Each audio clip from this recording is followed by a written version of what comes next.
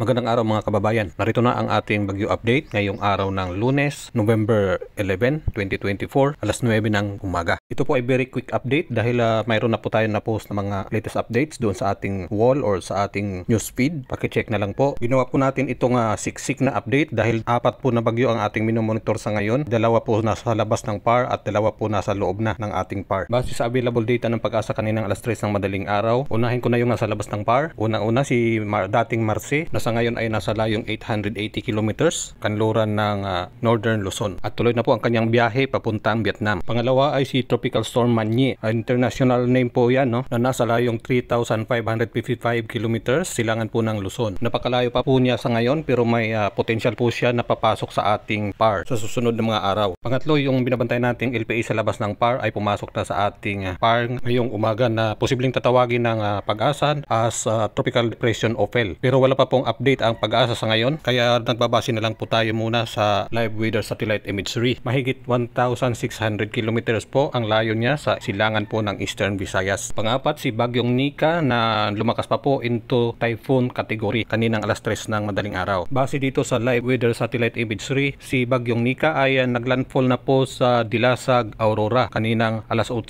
pasado po, more or less. Pero wala pa pong update ang Pag-asa nito. Para sa YouTube viewers natin, punta po kayo sa ating Facebook account, Anything TV by Nelson, or sa Awaken Earth.